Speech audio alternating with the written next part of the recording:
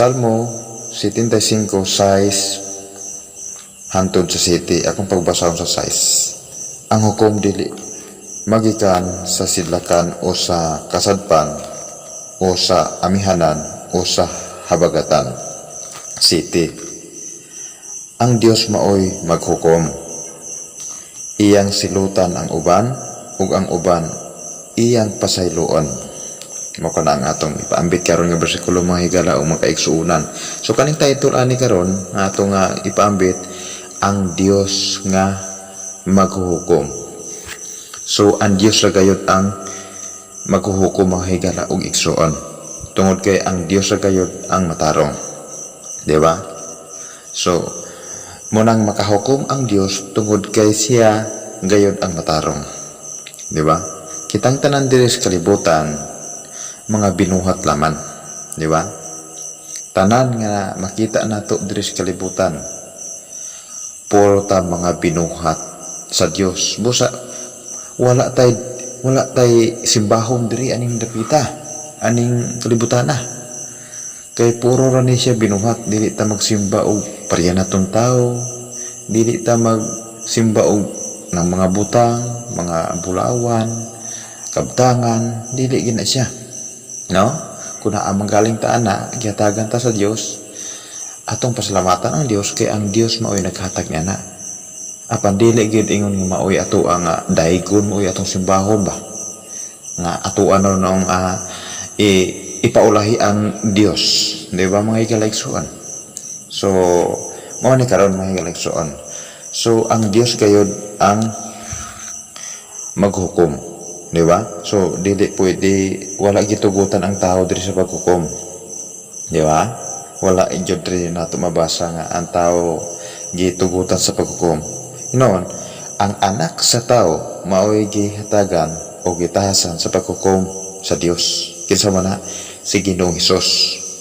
Nga si Ginoong Hesus, dili na siya ingon tao lang, nagpakatao. Di ba? Dios siya, no? Nga nagpakatao.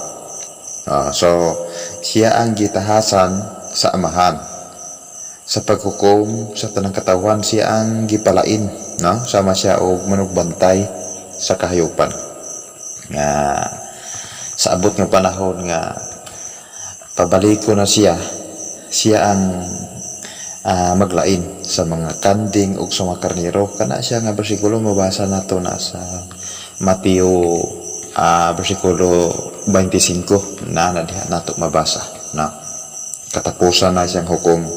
So ang maghukom gayud mga higalaigsuon mao ra gyud ang Dios. So muna nga kita diri na naapata diri sa kalibutan natong puy-an karon, mas maayo nga ang isang yaw nato ang pulong sa Dios. Di ta manghilabot, dili ta magpasakit, di ba? Dili ta magpataas-taas, di ta magpagarbo, kundi ang atong ipangayo noon sa Ginoo nga makatabang ta sa iya nga panimalay. So nagaingon diri sa 6, ang hukom dili magikan sa sidlakan. So ang hukom wala nagikan sa sidlakan, di ba? No? Ang hukom dili magikan sa sidlakan o kasadpan o sa amihanan o sa habagatan. So wala ato agyud nga sabton ang walay gitug kaning kalibutan na diri ato ang ipuy-an, walay gitugutan nga naay maghukom. No? Dili ta pwede maghukom, dili ta pwede nga mangdaon og tao, manglutos, dili wala gyud na gitugutan. Wala gyud sila. Kung naay mga tao nga nanglutos karon, manghukom, tapos kana siya is taga kalibutan na mga higalaigsuon. Nga kanang kusog kayong manghukom, kusog mang alaglag og tao, manghadlok, kana siya is taga kalibutan na mga higalaigsuon. Ayaw mong tuwa na, no? Ug ayaw mo kahadlok, no? Kay natural na siya kay gipropesiya na sa tong Ginoo nga moabot ka ng mga tawhana diri. Mao na siya giingon nga mga kontra ni Kristo. Mara po sila og kaning pag Ginoo po sila ba, di ba? Magpasimba po sila. Kanang giingon nga magpasimba sila kanang ingon nila nga sila ray sakto, sila ray tinuod, ang uban puro sayop. Gawas mo di mahigaligsoon kay kana siya is iyan nas kalibutan lang, no? So ang hukom di ay wala sa habagatan, amihanan, diri aning tipik aning kalibutan na wala ni gitugutan, no? Kung lutosol mo katawuan mo diha ron, pailob lang ta, no? Kitang mga katawha sa Dios magpailob ta, no? Tungod kita may nakasabot sa ilaha, kita may nakahibalo sa ilang kinabuhi, mas kita ang mo pailob sila. Dili ta mo balos kanila o lotos o pagdaot o paghukom. Tungod kay ang Dios ra gayud ang maghukom. So diri na ta sa city. Ang Dios maoy maghukom. So klaro gi kay sa city nga ang Dios maoy maghukom. Di sa to pa wala gitay katungdanan nga maghukom diri sa kalibutan. Bisan gani si Ginoong Hesus nga naa pa siya diri nagpakatawo pa ang atong Ginoo, no? Wala gani ni gihukman katong babaeng mananapaw, no? Ingnon pa gani ang babae nga lakaw ug ayaw na pagpakasala kay dili usab ako musilot kanimo, di ba? O dili usab ko mohukom kanimo, di ba? So mga higaligsoon, kinahanglan nga ang pulong sa Ginoo ipangayo nato sa Dios. Ay naot nga ang balaang espiritu maoy magtuytoy ka nato, maoy magtultul ka nato, maoy maghatag ka nato pasabot. Dili magud kita moy magsabot ani kay kung tawhanon nga pagsabot material raman kana raw ko makita nga maoray pagpasabot sa tao. Apan kun ang mudikta nato ang balang espiritu, masabtan nato ang mga tinago, di ba? Pumakahibulungan nga mga pulong. Muni nakamaayo nato nga naata sa Ginoo. Muni nakamaayo nato nga naata sa Ginoo tungod kay ang Dios magoy naghatag ka nato kinaalam kay balo dili magud kita. Di ba? Sa gayon sa city ang Dios maoy maghukom.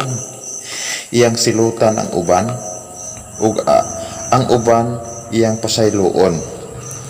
So ang Dios ha? No. Iyang silutan ang uban. Di ba? Matingala ta magigalagsuon. Nga mingon ta Dios gugma, di ba?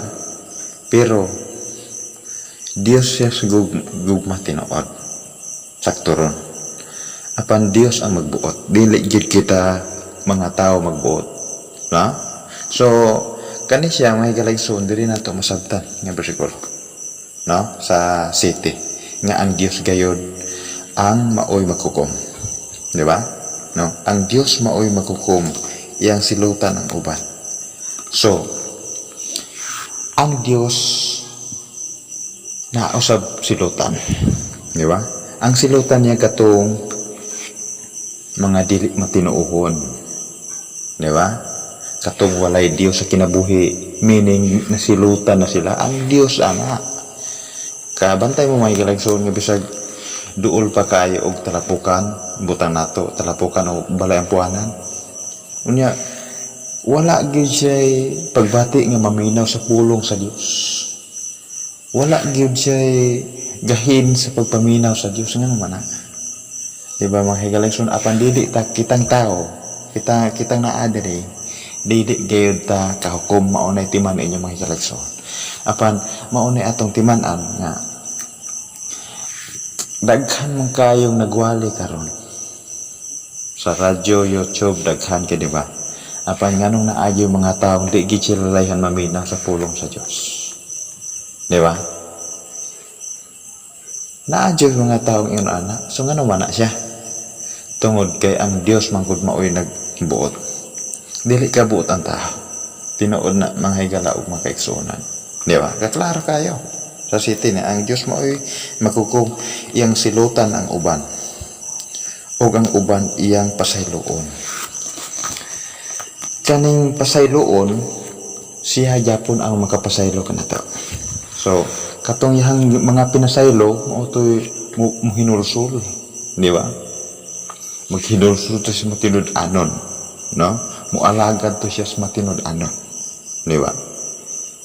So ang iya nga gipasaylo meaning ihang ginagigrasyahan, ihang gikaluyan.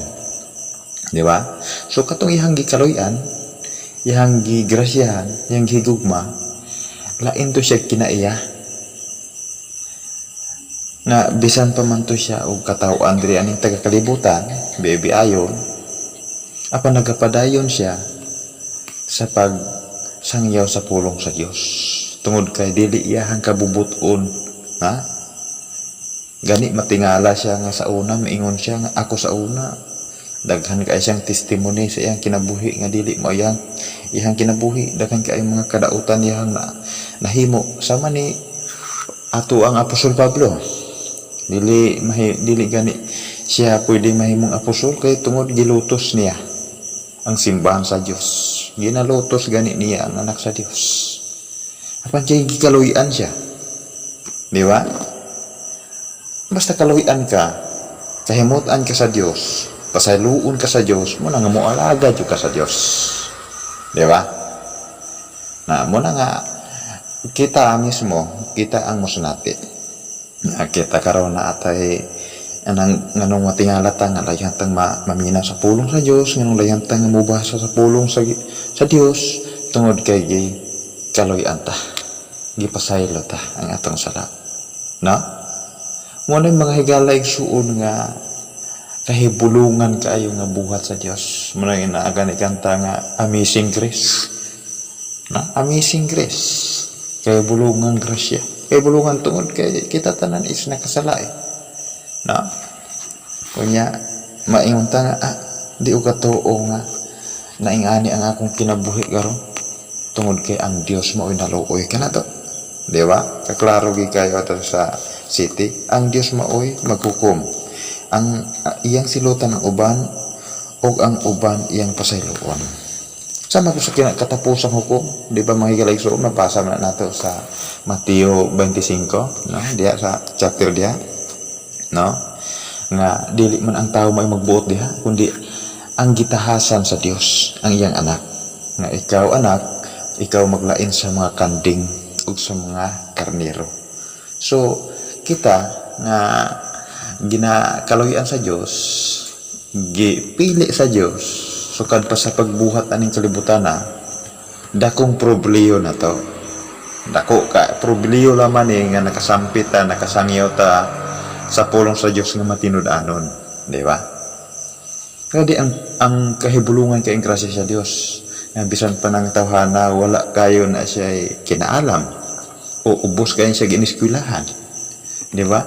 Apan kun ang Dios na ang mukupot o mo maluoy kaniya, mao na nga magsangyaw na siya sa pulong sa Dios, paambit na siya. Dili na siya ingon nga mister pa nga suguon siya og tao, dili. Yahang kabubuton nga mo alagad kay siya sa Dios tungod kay ang Dios maoy naluoy kaniya. Di ba? So katong wala gikaluyan kay bisan unsaon pa man tugwali. Di ba? Bisan saon pa man to pasabot dito, kasabot tong wala siya gikaluyan eh. Di ba unfair? Di ba? Daw na ay pinili ang Diyos pero di mo ko takabot. Mo na tinuod mga higala igsoon. No, ako subon medyo para masabtan niyo ang bersikulo. Ang Dios maoy maghukom. Di ba? Iyang silutan ang uban ug ang uban iyang pasayloon. Di ba? Matingala bitaw ka sa uban. Nga bisan imuha pa ng pasangyawon sa pulong sa Dios. Ay katawaan pa gani kag mahimo daw sila pa ni sakto sige pero ang ilang kinabuhi ang ilang kinaya wala na nabase sa kinaya ni Kristo Jesus atong Ginoo, di ba? Mo na may galigsoon nga inaot nga kita mismo ang musinati sa atong kagulingon, di ba? Kun apa to ang pahinatason mahukom apa na ay mga tao sa diin nga ligaw nga wala, di ba? Mo siya atong ginapangayo sa Dios nga unta makatabang ta nga unta sila makadungog, makapaminaw sila ug mobalik na sila sa balay sa Dios. Dakan kayo nga ligaw, di ba? Mo siya atong ginapangayo nga mabalik sila, mupahaw sila. Kaya ang tinuod nga gikaluyan sa Dios, mupahaw ato siya, inig paminaw niya sa pulong sa Dios. Dakan kayo nangalinla karon, nalinla, dakan kayo nga akuan ba linla aning kalibutan na. Apan maabot ang panahon nga makapaminaw na sila, abot ng panahon na mauna jud ang panahon nila, dili magud ta ka munang dili ta ka hukom diri mga eleksyon ang Dios ra gyud. Nay uban nga makabalik na sila sa Dios, maulaga sila na anay sa edad og 60 kapin na naganitoy nabalik siya sa Dios 80 na siya kapin, di ba? Napoy nangalaga sa Dios, bata pa siya kayo. Muna nga diri pa andaan atong masabtan nga ang Dios gayud maoy nagbuot na siya ang mo pasaylo, siya pod na pod siya kaning silutan, di ba? Mahila igsoon. Ano to masabtan nato na ang Dios maoy maghukom iyang silutan ang uban ug ang uban iyang pasaylo. So kita nga nakadawat diri sa kaluoy sa Dios, may pasaylo ta sa Dios, muna nga motabang usab ta, dili nga napugos ta, dili nga ingon nga tinod mahigalaigsoon basta gipasaylo na ta sa Ginoo, di na ta maulaw mo istorya sa pulong sa Dios, dili na ta mahadlok sa pulong sa Dios mo istorya tungod dili na tuway ang Dios mao'y naghatag kanato ani, no?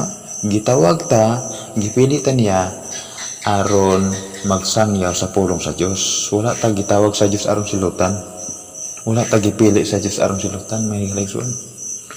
So kita ang musabot sa mga tao sa diin bisan saon uni nato og wale ug paambit dili sila maminaw, di sila matuo. So mauna gani nga ang Dios mao nagbuot, di ba? Ang Dios maoy maghukom iyang silutan ang uban. Ang Dios maoy mosilot, di ba? Dili pud ang tawo may mosilot, dili ang tawo may mahukom, ang Dios gayud. Ang Dios may matarong, di ba? Kay kung dili matarong ang Dios, dili siya kahukom, di ba? Ang Dios maoy maghukom iyang silutan ang uban ug ang uban iyang pasayloon. So kita mga pinsaylo mo na nga dili tam ulaw mo sangyo sa pulong sa Dios, di ba?